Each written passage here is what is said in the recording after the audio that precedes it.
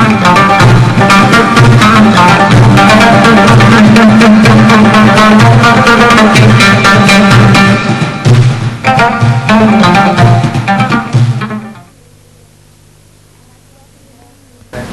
morning, ladies and gentlemen. I'd like to welcome you all to Natal Computer College's second Cultural Day.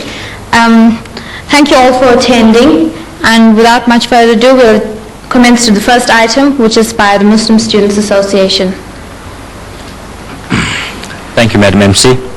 Assalamu alaikum wa rahmatullahi wa barakatuh. Peace and greetings to all of you in the name of Allah. The Muslim Student Association extends a warm and cordial welcome to our guest speaker, Mr. Ahmed Didat, the staff and students of Natal Computer College. Mr. Didat will be discussing the topic, the Quran and the computer. After his talk, students will be given the opportunity to ask Mr. Didat any questions. Please feel free to ask him any questions whatsoever. Mr. Didat.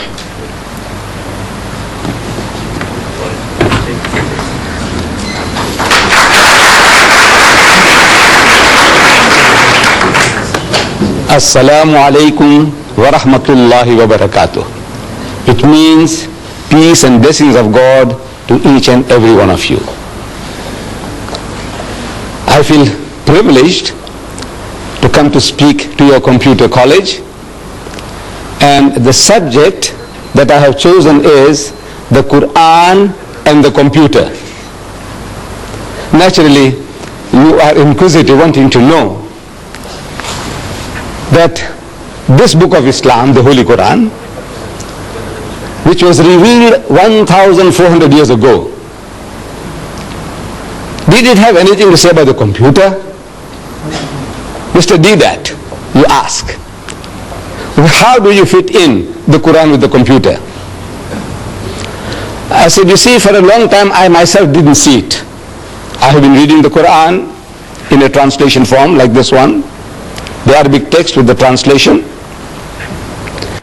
and I have been reading verses and they gave me some faint idea, but I didn't have a very clear picture until about 1975.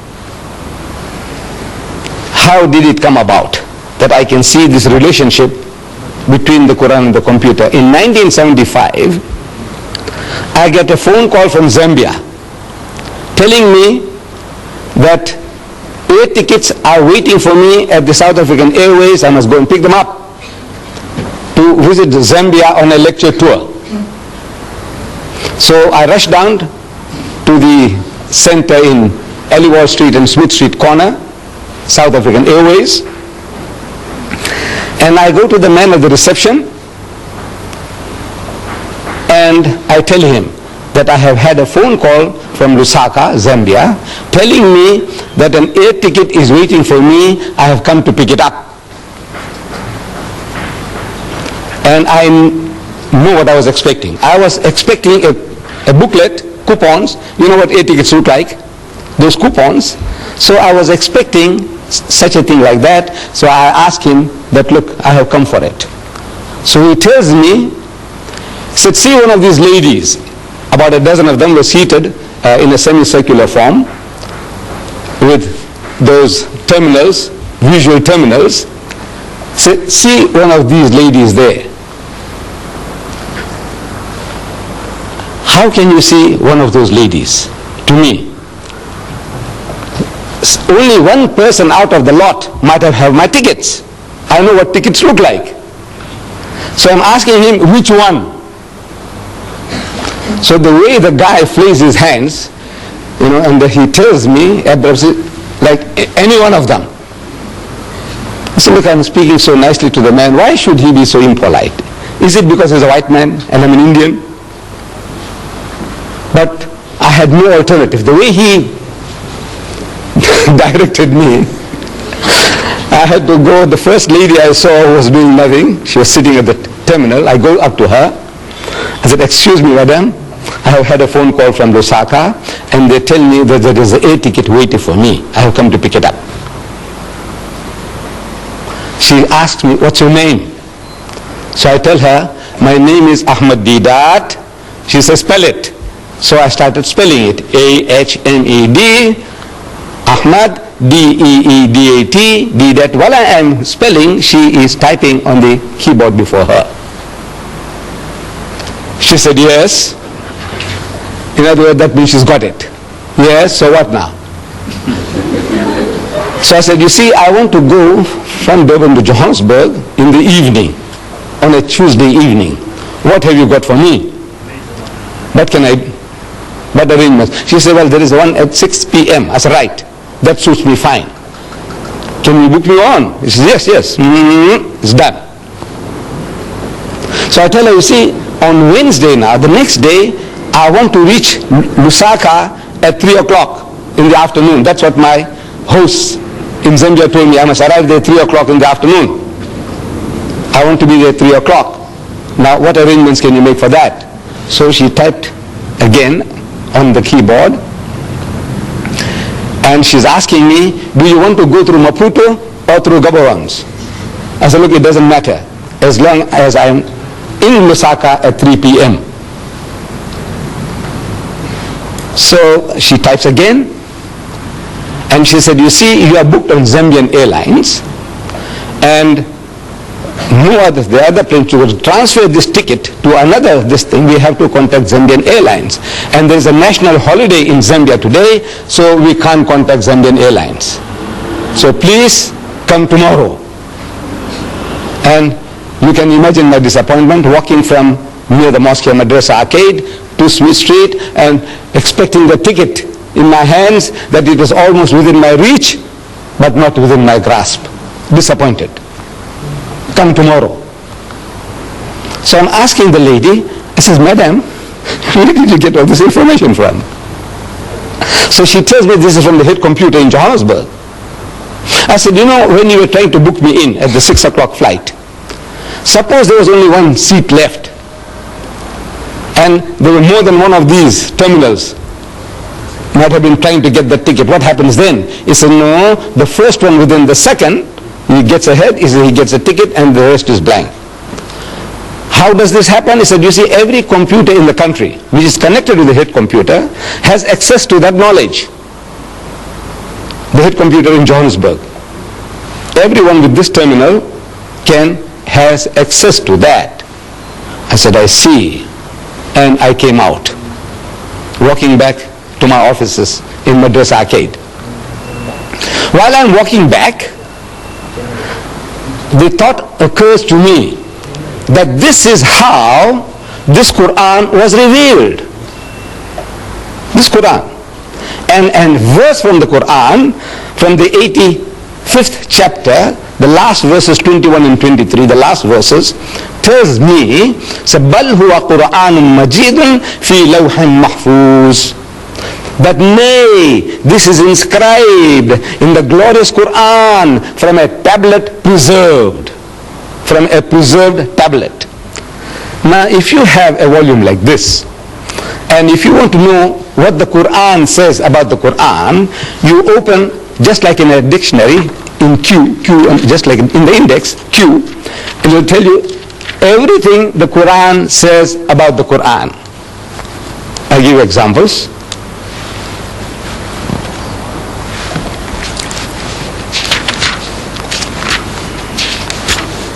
Quran, the divisions of the Quran, how it's divided into chapters and verses. Inspired message cannot be produced by other than divine agency. Verses, fundamental and allegorical, these are different topics. God is witness to the Quran. God's revelation, the Quran. Follow it and do right, the Quran. Respect and attention due to it. Book of wisdom, the Quran. It's in Arabic, the Quran. Described, and on and on and on. What does the Quran say about the Quran? The last subject in this index on the on the Quran, it says the tablet preserved. The tablet, this, when you have it, you'll be able to see it with your own eyes. It says tablet preserved, chapter 85, verses 21, 22. I read it to you. So the picture comes to me, this is how it happened. See, the whole picture comes along, the history of Muhammad, that he was in Medina, I have been reading, and a Christian deputation had come from Najran, an outskirt of Yemen. They had heard that another Arab now, he's claiming to be in communion with God, he's claiming to be a prophet. So these Christians, they said, let's go and see this another Arab, and we will question him, cross-examine him, want to know what does he know about religion.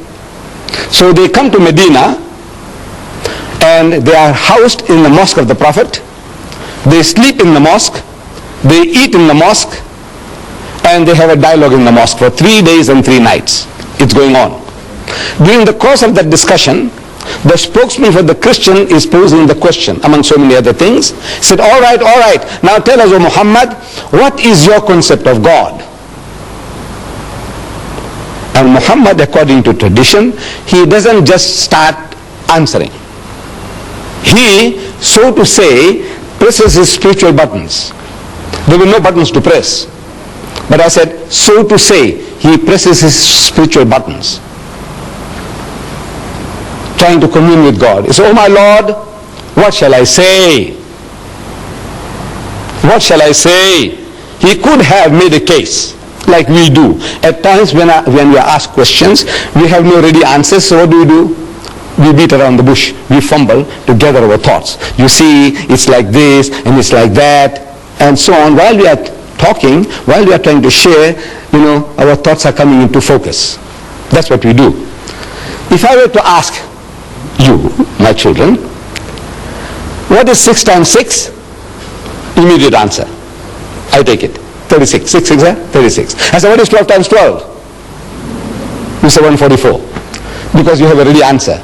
But if you didn't have a ready answer, what do? You say, well, you see, 6 times 6, you take 6 and you put 6 times 6, 6, 6, and then we add, and 6 and 6 is 12, and 6 is 18, and you are fumbling for the answer, but you will get it, but you fumble for it. That's how what we normally do.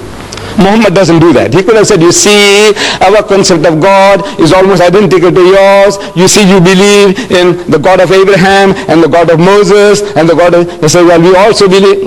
This is how we all talk. That's how we talk. Not so Muhammad. He's asked a question and he must get it from the highest authority, from the head computer. So what he does, he presses spiritual buttons and comes the answer through his mouth. He is the end terminal. Every prophet of God is an end terminal of that head computer, the knowledge of God.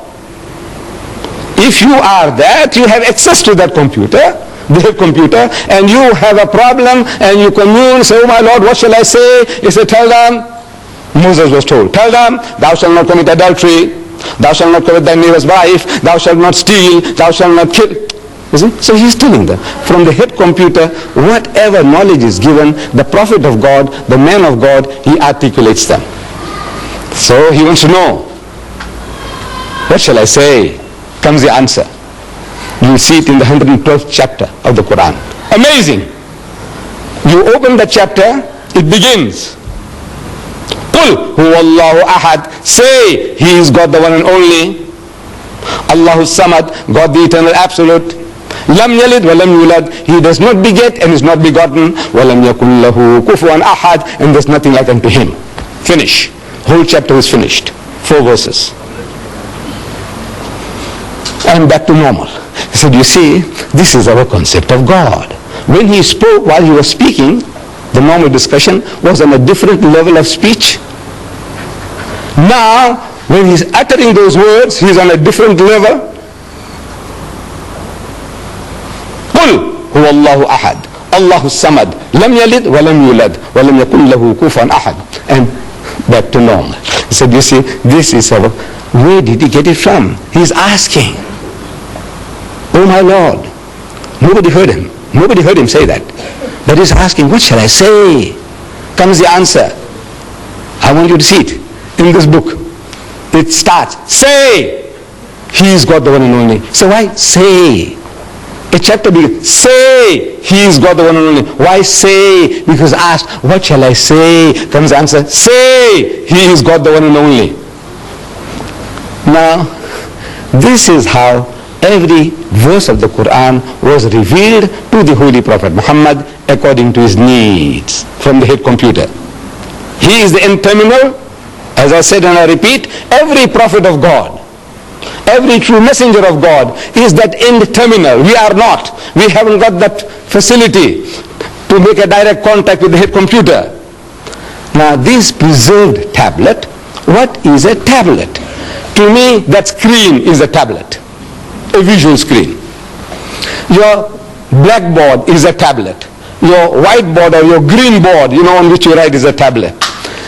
Your computer chip is a tablet. The tablet of stone on which Moses wrote the 10 Commandments is a tablet. Now this tablet that God is talking about is not made of metal or stone or the silicone chip. It is a spiritual tablet, a spiritual knowledge. It is not material.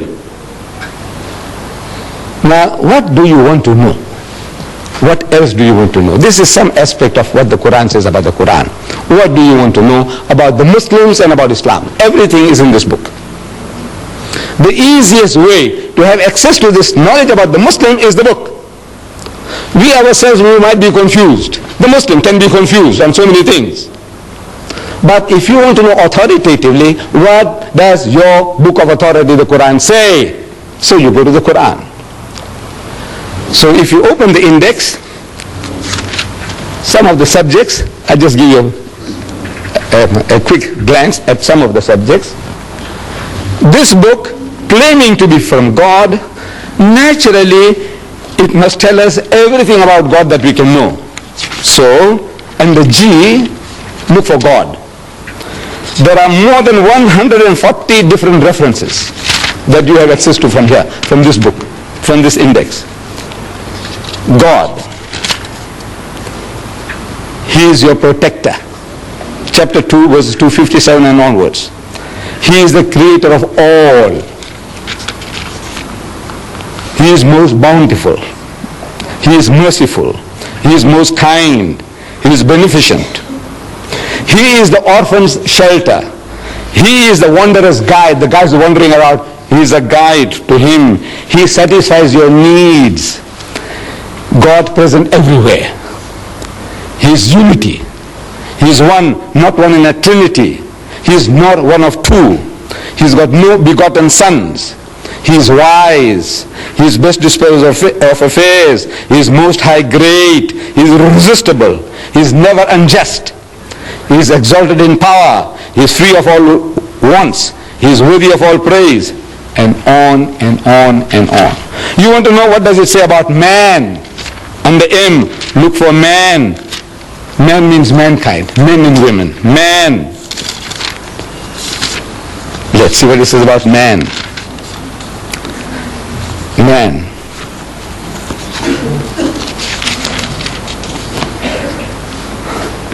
He is tested by God. He is being tested by God. In your behavior, what are you doing? How your mind is working? What you do? Things men covet. Things that men love most. And here, I might ask you, here, man as a male, I want you to tell me, if you can, what does he covet most? What does he love most? What does he want most? Huh? Money. Now don't be afraid, no harm done. We won't disqualify you in your exams. Yes, my child. Materialistic. Power. Huh? Huh? Who said that? Who said that? What did she say? Woman. Woman, yes, woman. Look, this is 1400 years ago. This man Muhammad is made to say, things men covet. I want you to look it up when you have this book. You will have this book. Each and every one of you will be entitled to this book free. I will give it to you all free. This encyclopedia. So no use me tantalizing before you. You know that golden carrot, and says, you see, it's there, it's there, it's there. And he says, where do you get it? I say, you see, you go to the Islamic Propagation Center and you buy one. Now I want to do business with you. No, I'm not here to do business. So the Quran says, زُيِّنَ لِلنَّاسِ حُبُّ الشَّهَوَاتِ مِنَ النِّسَاءِ. So fair in the sight of men is the love of things they covet. Number one, مِنَ النِّسَاءِ, of women. وَالْبَنِينَ, then your offspring, your children. وَالْقَنَاطِيرِ الْمُقَنْطَرَةِ مِنَ الذَّهَبِ وَالْفِضَّةِ, and hoarded heaps of gold and silver, and wealthy land, and horses branded for excellence. These are the good things of this world's life, says the Quran. But the nearness to God is the best of goals to strive for. Number one, the greatest distraction for man is woman.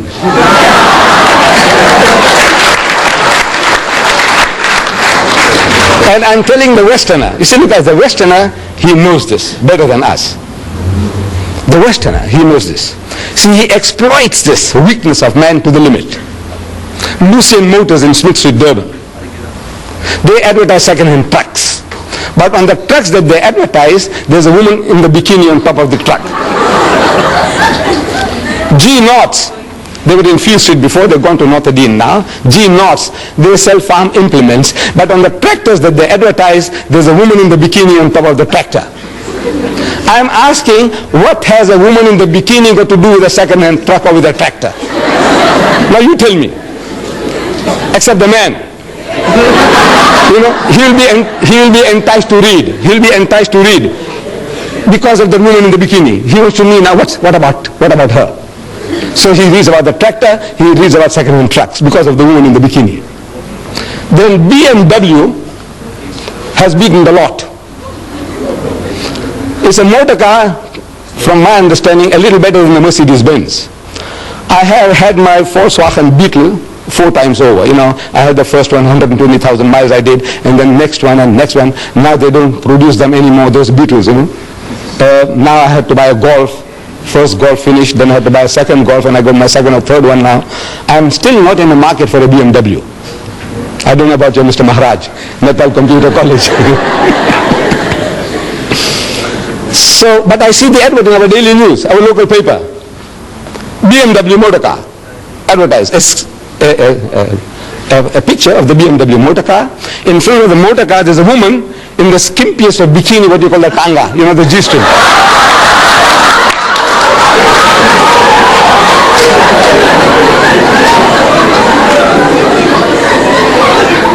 And in front of the motor car, this woman is standing, you know, in a lustful, enticing pose. You can almost hear her saying, come on, come on.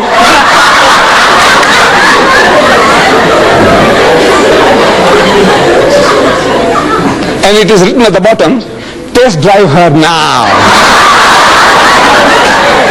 Who? The woman of the car. Who? Now you see what? I said I'm not in the market for it, but I had to read it. I had to read it. You blame me? I'm 73. Sorry, I've taken you off. Things men covet. You see it there. He's ungrateful. The ungrateful rich man. He is ever ungrateful. Leave out one to another. You know, we do some little favors for one another and we expect some kind of gratitude. Fidelity, faithfulness. One of our South African poets, he describes it very beautifully, the ingratitude of man. He says fidelity, faithfulness, is said to be a human attribute which makes a modern gentleman distinguished from the brute. But that supreme fidelity, inborn in every hound, in every dog, which is the mark of man's best friend, in man is rarely found. This faithfulness, gratitude, the dog shows it. But mankind in general, the most ungrateful of people, one to another and to our Maker. If you are not grateful to our Creator, what is man to man? What? I give you this book, and I expect you to be, every time you say, Mr. Dida, thank you very much, for that book. I expect that from you? No, I don't expect it. I shouldn't expect, because if I expect that, I'll be disappointed. In mankind, I won't do anybody any good at any time. So look, these are all ungrateful riches. Let them go to hell. I said, no, that's not my job to send people to hell. I said, no, I must do my best. I don't expect any reward from anybody at any time. He is ungrateful. He is given to hasty deeds. Everything he does in a hurry, and then he regrets afterwards. And on and on and on. What do you want to know? You want to know about Jesus, open J. Everything about Jesus. You want to know about Moses, everything about Moses. You want to know about marriage in Islam, under M. You want to know about divorce in Islam, under D. What do you want to know? Everything on your fingertips. Now this book is yours.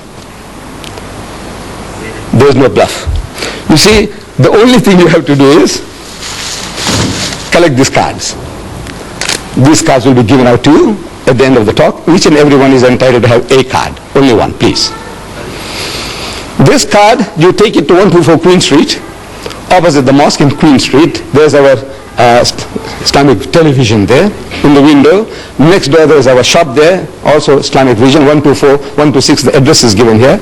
You go and present this, that's all. You give this card and they give you a book, this encyclopedia of 2,000 pages. How much? How much? Free. The only thing you have to do is take this little amount of trouble to go and give the card to get your book. Give your card, get your book. Now, what you do, suppose you take this card and before you go out, somebody tells you, man, you will get caught with this book. This book is going to capture your mind. It's going to enslave your mind. And if you get terrified, what you do? Tear it and throw it away. There's one book gone. Just tear it and throw it away. But you owe it to yourself. You owe it to yourself. There are in the world today 1,000 million Muslims. Just from the point of view of knowing how their minds are working, just from that point alone, you want to know what does his book say about what and what and what. The guy, the Muslim fellow who comes to you, you make an appointment, and the guy turns up late. Now, we are I don't know, most especially we black people, Indians, Africans, Coloreds, we are all, Muslim or non-Muslim, we are all not punctual. Generally, we are a very unpunctual people. We don't value time. But now if the Muslim fellow lets you down, you see he has something to beat him with. And he can't fight back. You ask him, he says, you Muslim? He says, yes, I'm Muslim. He's very proud to say he's a Muslim, yes. And you're late? He said, well, he said, wait. You are going through a special training of punctuality. Once a year for 30 days, you are so punctual to the second, to the minute. In your fasting month, you fast? He said, yes. You fast? He said, yes. When you break your fast, when do you break your fast? Certain fixed time, right? He said, right. And you wait with the watch on your hands. Or in the mosque you wait for the muazzin to give the azans. Allah, immediately you break your fast. Right? Or in the old days, I used to live here as a young boy in Prince Edward Street, and we wait. You see, when the azan, the time for the breaking of the fast or the time for the evening prayer comes, they switch on the light of the minaret. And the children are waiting in all the street corners. They watch for the light. And they start shouting all over. We used to hear those days. It says, Batti Silgi, Roja Choro. This says, the light is on, break the fast. Light is on, break the fast. And everybody starts. Straight away, no wasting of a second. Right? For 30 days you did it. To the second. And you can't meet an appointment. You are the fittest guys in the world for appointments, for punctuality. That's what you are trained for. And you give it to him. You find a guy eating pork chops. You must say, you Muslim? He says, yeah. He says, I thought your book says you can't eat the pig. He said, no, this is ham. Said, look now, what you're talking about. That's a pig, man, piece of pig. Call it ham, call it bacon, call it Vienna sausages. It's pig. Tell him so. So, can you see now, if you just know, it puts you on a better wicket. And I want to put each and every one of you on a better wicket to put the guy right. My Muslim brothers and my children. Put them right. And you will get pleasure in it. Because, by God, because you are not creating offense. You say, look, this is your teaching, Mr. Didat. This is your teaching. So, this is what I'm offering to you. This book it's a book of ornamental for you from the knowledge point of view, the psychology of man, about religion in general. You want to know about karma. Have you heard the word karma? Yes. There's a Hindu term, karma, the law of cause and effect. The law of cause and effect. That every action has a reaction. Beautiful. We believe in that. Everything you do, it has its repercussions. Karma. You want to know about karma? Open K. In this book. And you say about karma. You know about lingam. I don't know whether you know. But under L, you'll find lingam. There. In this book. Believe me.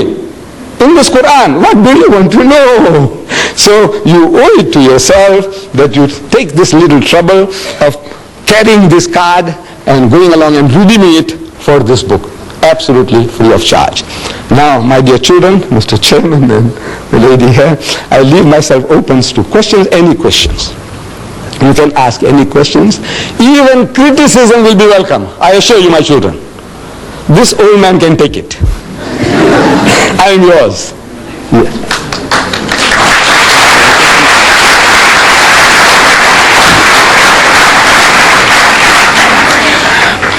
Thank you, Mr. Didat, for that rather enjoyable and enlightening talk.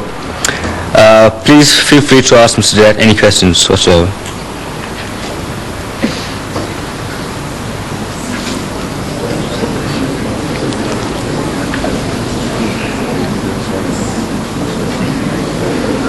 Yes, my child. What are Jews and Muslims enemies?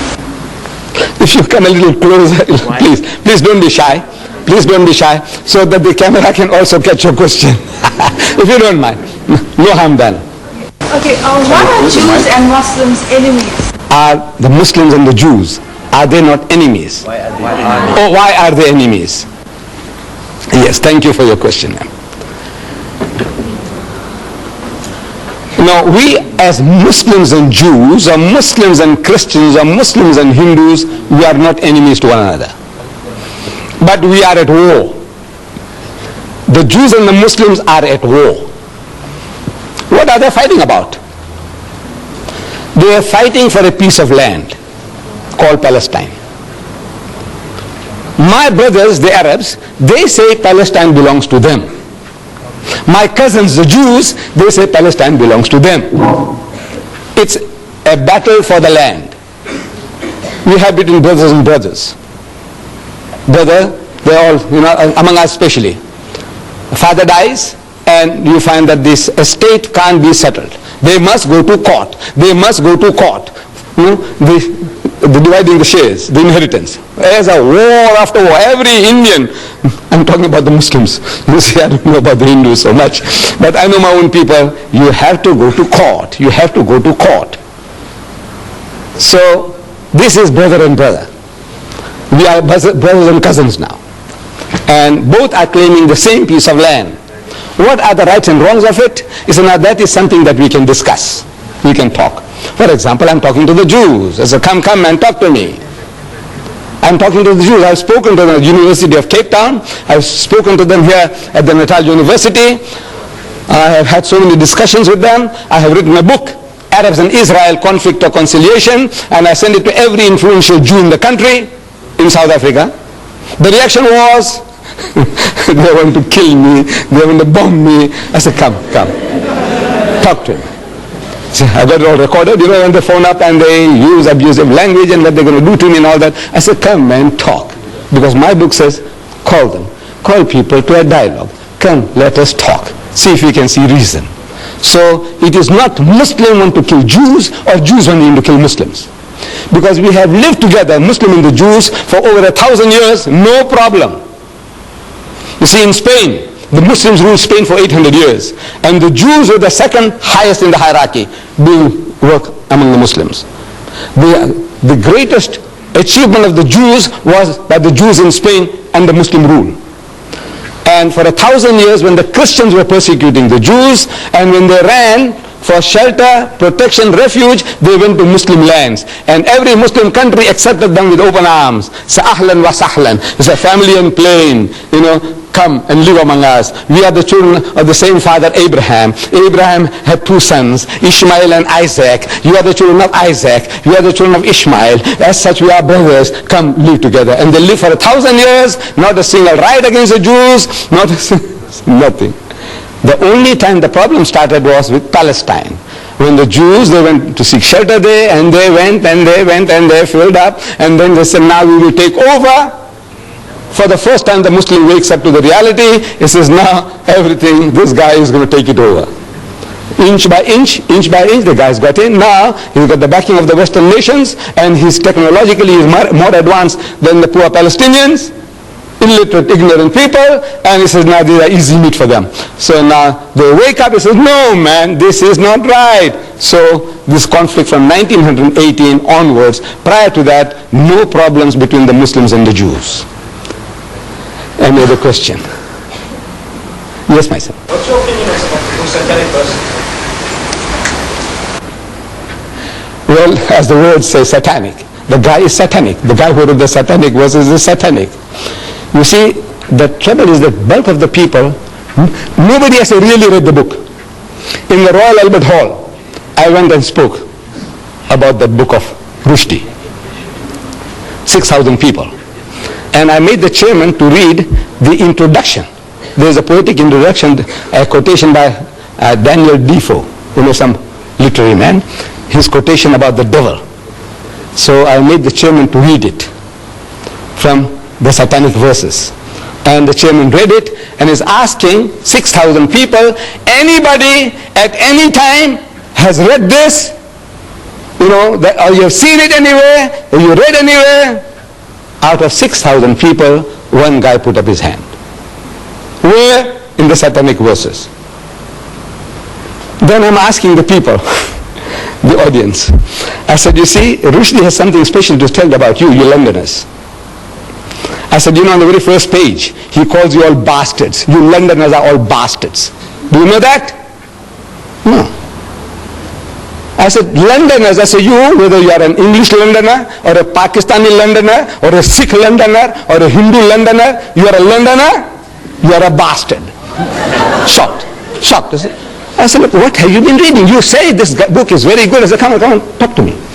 Then, of course, it was more than an hour's talk. I'm giving him what he says about Rama, what he says about Sita. Did you read it? He says, no. I said, you will want to kill him, you. What he says about you white people? The whole white race is his white women, no mine, fat, Jewish or non-differential. White women, I can't say. There are other words. What they are good for. I can't. But I said, now you talk to me. You want to know? I said, you white man, you know what he says about your mother, your wife, your sister, your daughter. You Jew, you know what he says about your mother, your wife, your sister. I want to know what are your reactions. Then this is what he says about Rama and Sita. This is what he says about all of your whole white race. And on and on and on. The filthiest, dirtiest book in my life I ever came across was the satanic verses. Really satanic. Keep away from it. From the price point of view, at one time it was costing 15 pounds. There's 75 rands. You want to waste 75 rands on that? It's about 540 pages. 75 rands. Here I'm giving you, my son, 2,000 pages free of charge.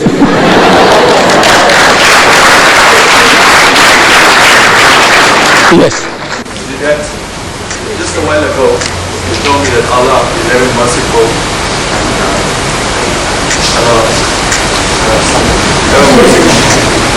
Now, I know someone rushed you or terribly wrong, but anyway, we're living in the modern times now, and we have freedom of speech, freedom of writing. But that's besides the point. If Allah is merciful, who are we as people to impose judgment on Rushdie? Because, you see, we didn't create Rushdie. He was created by God himself. Right? And who are we to formulate opinions and impose death sentences upon him when we have God himself to decide? Now, if Allah is merciful, why can't we be merciful? Beautiful. Beautiful. I'm a Hindu student, right? And my scriptures teach you to be obedient, merciful, and sympathetic to whoever you meet. Now, we must sympathize with Rushdie. We understand he has a problem, but we're not in a position to impose death sentences upon him as late by Ayatollah Khomeini did. Now, I appeal to the Muslim people and Muslims in general to forgive Rushdie and give him a break and allow him to apologize.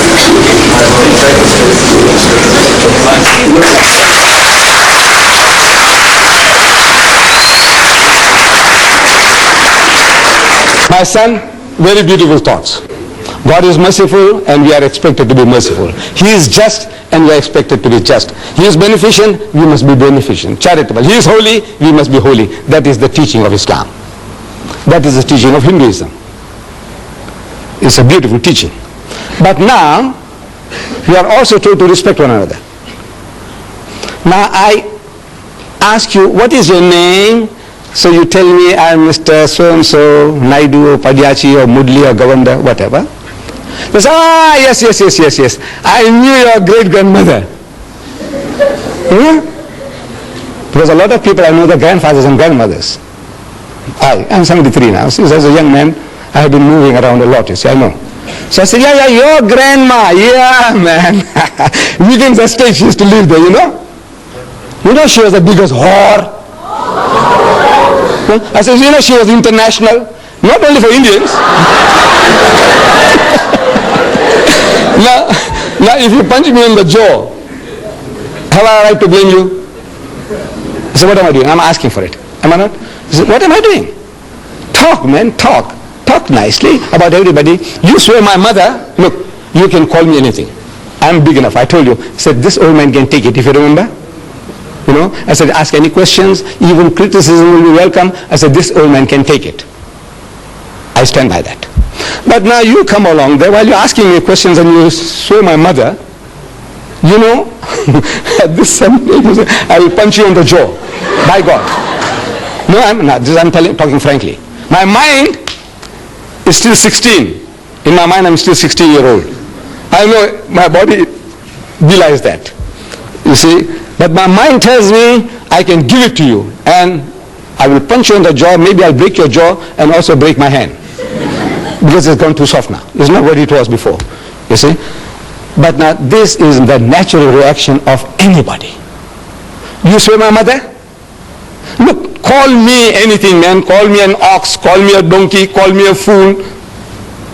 I can tolerate you. But leave my mother out of the picture. You understand? Don't talk about my mother. Don't talk about my wife. Don't talk about my daughter. Now there I'm going to go berserk. You blame me for that? You see, the Western law, beautiful. It protects the living. If I call your mother a whore, your mother has a right to take me to court. Did you know that? She has a right to take me to court for besmirching her fair name. I call her a whore. I must go and prove it. In the house of Islam, as a Muslim, in a Muslim country, if I call your mother a whore, I must produce 4 witnesses to prove it. That I saw her actually committing adultery. Not one, I saw another 3 witnesses. We all are eyewitnesses. And all the witnesses, you know, if they have to come to testify against your mom, they'll have to be consistent in their evidence and the cross-examination. If one of them fails, all the 4 will get 80 lashes each. You besmirch the fair name of a lady? Now, that is Islamic law, Western law, law of defamation. You say something about a living person, that person has a right to take you to court. That you know. But you see, Western law doesn't protect the dead. Your mother is dead, and I call her a whore. And I'm a big bully. I have a big gang behind me. I say, go on, do what you like. What can you do? What can you do? Nothing. You're helpless. Because the law doesn't protect this. And look, then now we must bring your mother out of the grave to come and say, look, I know I was not a whore, which we can't do. So the stigma sticks. So that guy, I have no right to forgive. If somebody saw your mother, or I saw your mother, these people have no right to forgive me. Your mother has a right. If she's living, she has a right to forgive me. You forgive me, your brothers and sisters forgive me, your father forgives me, your mother forgives me. But if your mother is dead, if she's dead, I get away with it. So this is the law why the man says, now you say something about my mother which is blasphemous, and the law of blasphemy in the house of Islam is death. Yes, anybody else? Yes, my son. Just one second. Let's give the young man a chance first. We'll come back to you. Yes, my son. What, you believe in Satan?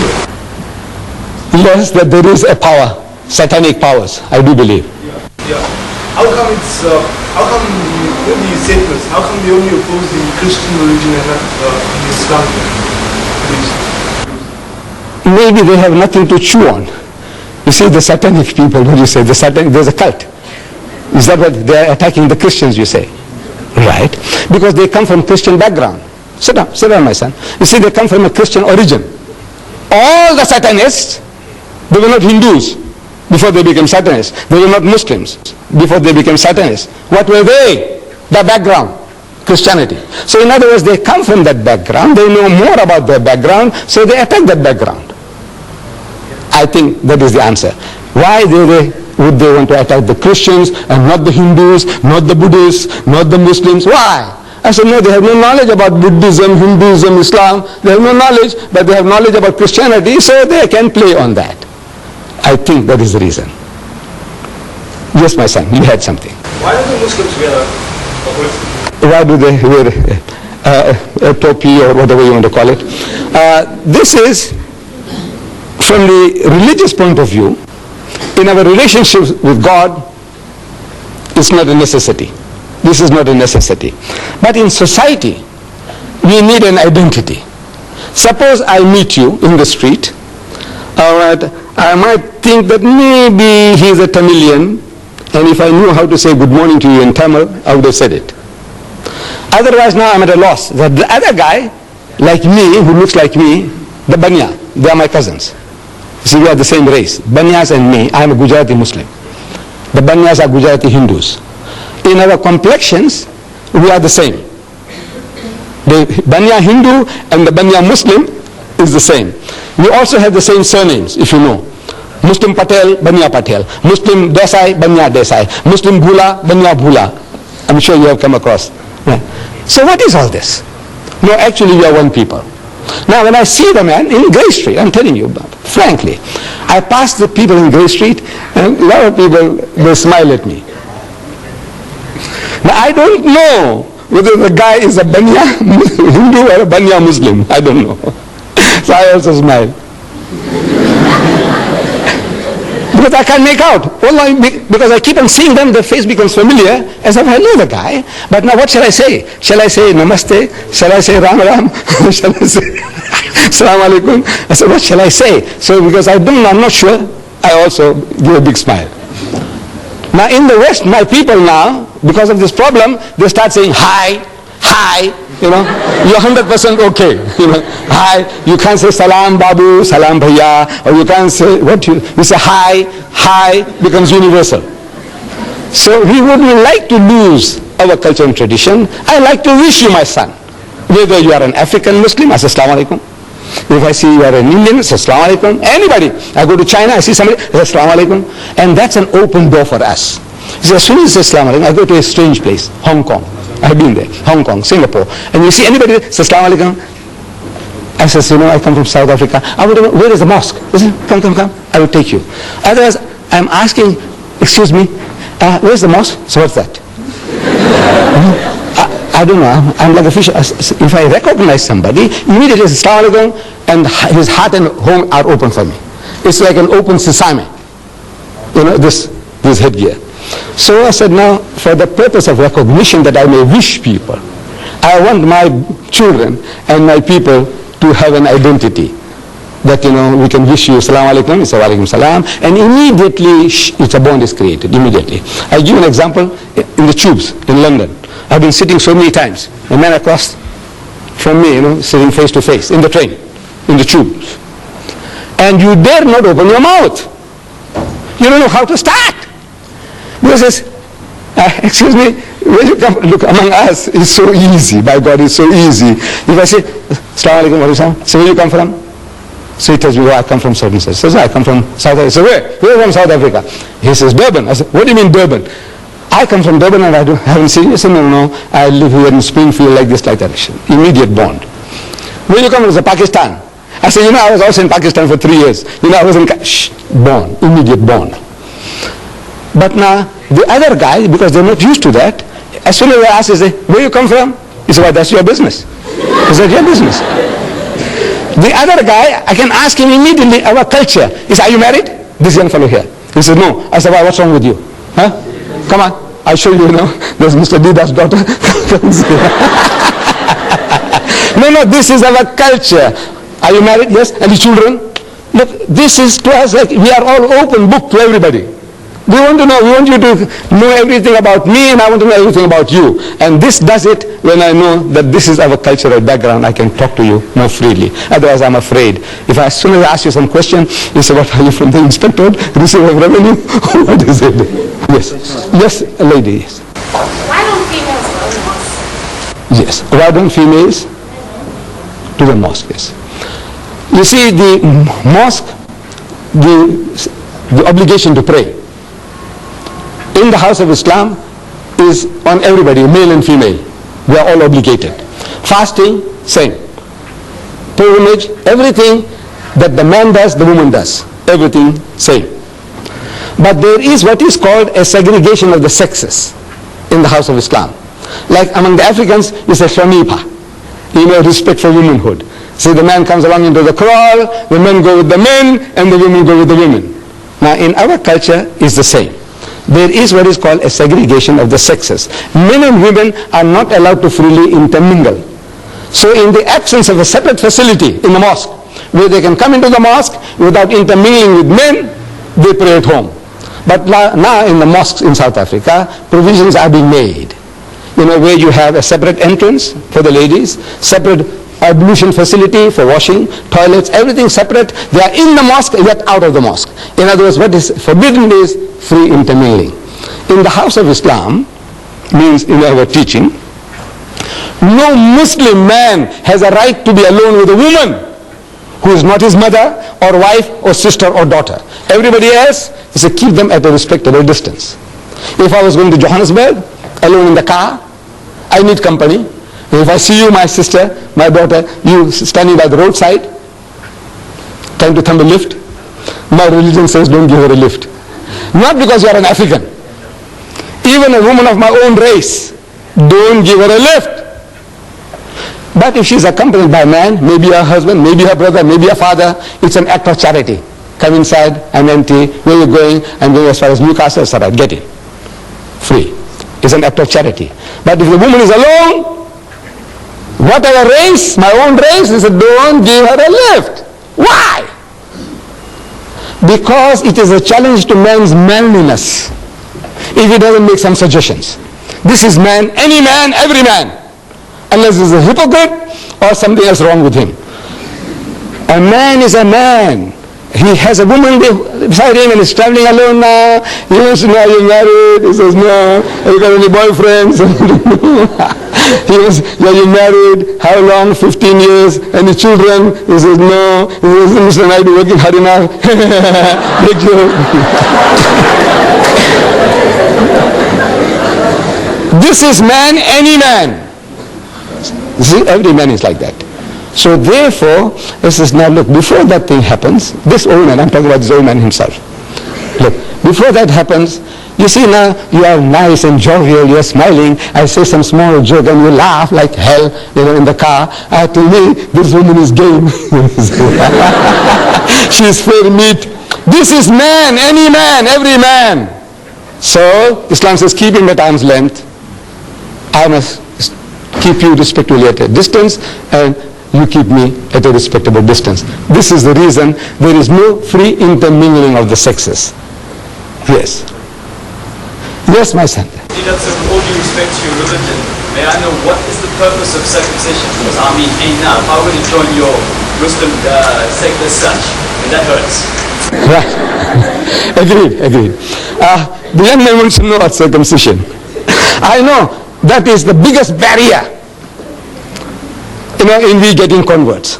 The man says, man, I agree with you, everything is fine, I said, look, man, you mustn't eat the pig. He said, but what's wrong, man? Pork? I said, well, I'll reason with you. He said, no, I can see your point. I said, look, you mustn't drink. He said, but uncle, a little nip or a tot, man. I said, look, my son, these are the dangers. He said, well, I can see your point. I said, no, don't be promiscuous. Don't go along and dance with other people's wives and daughters. I said, but what's wrong, uncle? I said, look, I will reason with you. And he says, uncle, I see your point of view. But now, you agree with everything. And I said, now, circumcision. That's hard. So now I said, now what is this? I said, my son, this is for your own benefit. Look, now I'm talking about yesterday, day before yesterday, there was in our local paper, cancer, the cervix in women, which is a killer among women. Cancer of the womb is a killer of women. 85% of all women who suffer from cancer of the womb are wives of uncircumcised husbands. Problem. I went to the R.K. Khan hospital some years ago. I had a problem. And I'm sleeping there on the bed. So this our culture. So say you, what you here for? What you here for? What's your problem? What's your name, Mr. Reddy? So he tells me, so uncle, it's it's like this, like that, and what? He says, problem with the foreskin, circumcision. Next to me is a young boy, schoolboy. I said, what's wrong with you? He said, no, nothing wrong with me. I said, no, I want to know what brings you here. Why are you here? So he says, you see, uncle, difficult. So he's telling me, actually he's got constriction, he must be circumcised. He's also ready. Look, no insults upon the ready. There are reddies here, so many. It's just coincidental that the guy next to the wall was a reddy, grown-up man. This guy was a reddy. Across the aisle, Hindustani gentleman about 50 years and more. So I go up to him. I said, Bhaiya, what brings you here? Why are you here? So again, he's in turmoil, he's in torture. He's trying to tell me. He's got a problem. He must be circumcised, otherwise the skin has come in the way. I said, I'm telling the nurses. Look, you see, as you see me, I enjoy talking. So I say, your husband, is he circumcised? He said, no. Your husband, is he circumcised? He says, no. I say, hey, you got a problem. I said, tell them all to be circumcised. Not for religious reasons. I said, as much as we are vaccinated, for what? Our government tells us, according to the health regulations, that if you're vaccinated, there's less likelihood of you getting smallpox and this and that. Diphtheria, anti-diphtheria, this thing, all that, they're doing it to you for what? To save you. They give us vaccination, inoculation against smallpox, typhoid and all that before you go overseas. What for? They hate you? No.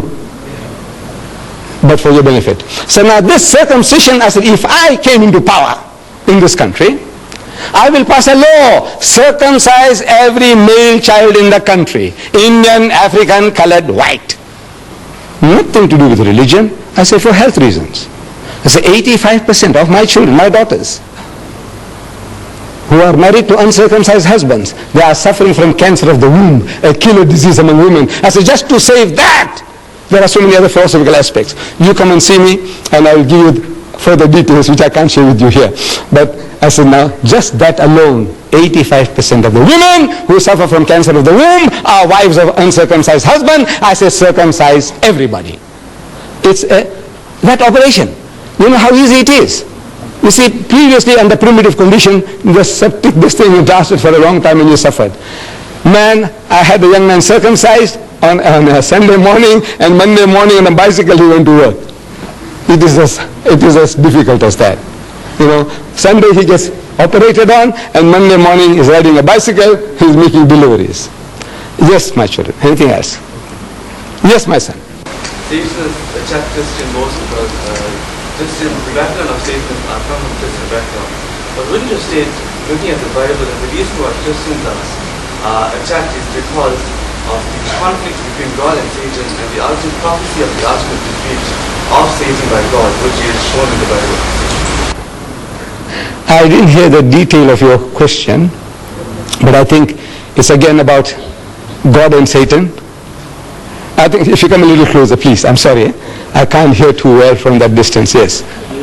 That when Devi asked you about Satan and Satan and Christian, right? you stated that Satanism. Satanism and Christians. The Christians are attacked mostly by Satanists. You say that Christians, that Satan is, the background is from Christians.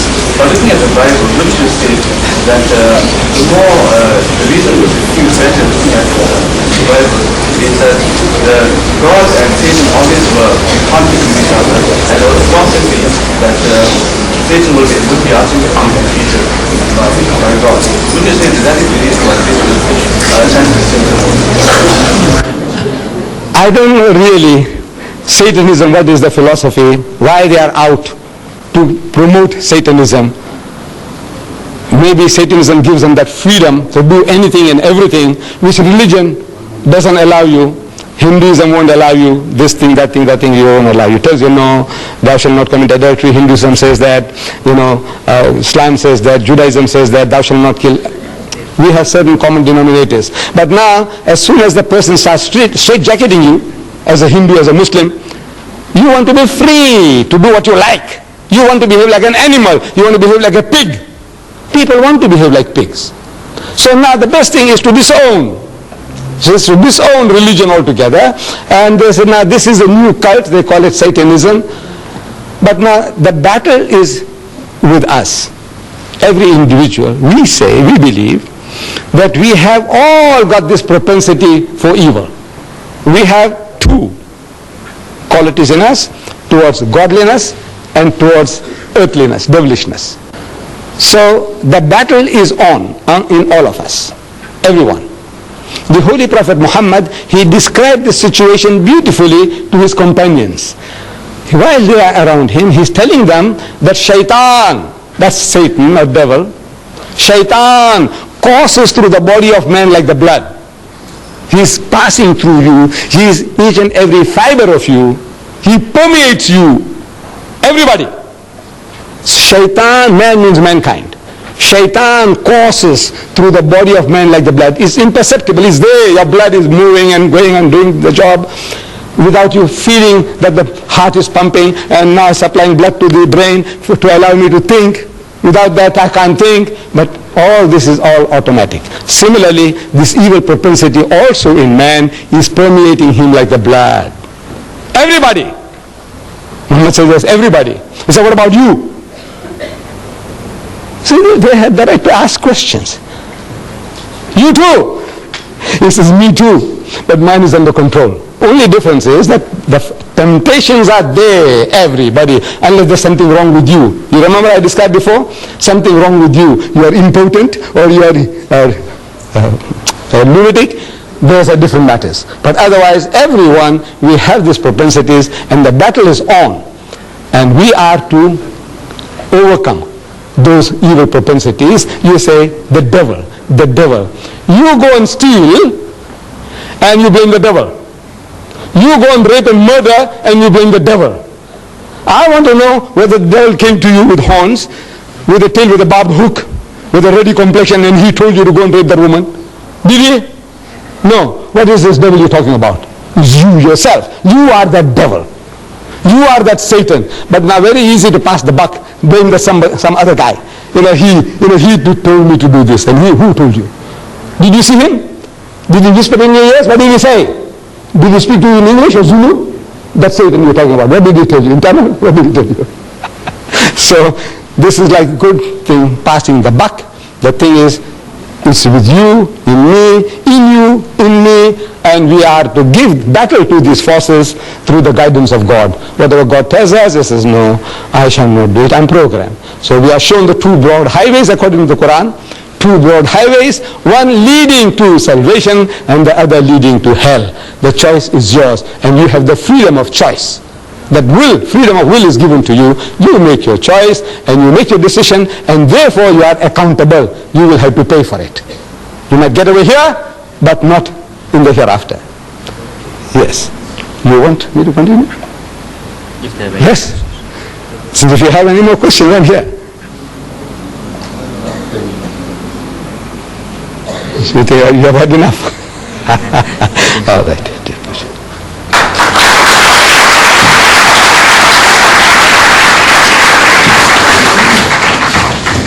Thank you for your questions. That brings us to the end of our presentation. And once again, to our guest speaker, Mr. Amalidat, thank you very much.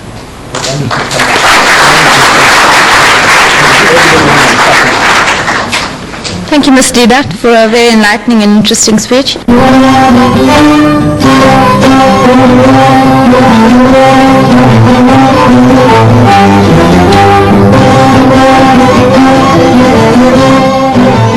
Just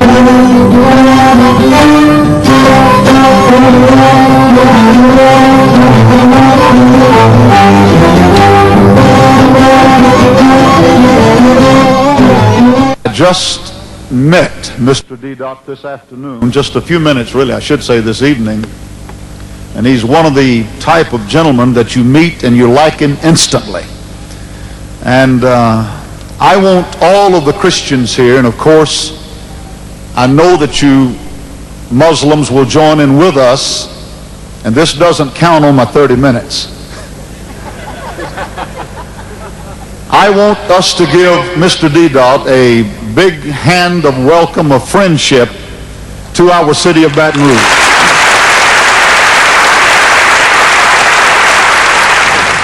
Tonight, I take great pleasure in presenting my friend, whom I'm meeting personally for the first time, Mr. D-Dot, with a present.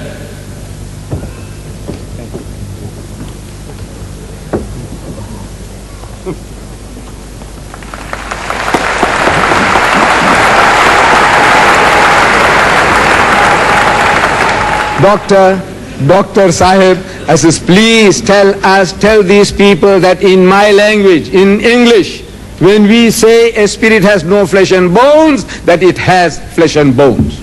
Tell them so. You're ready for this? Oh, yeah. I want to be sure he's ready for this. But, all right, all right.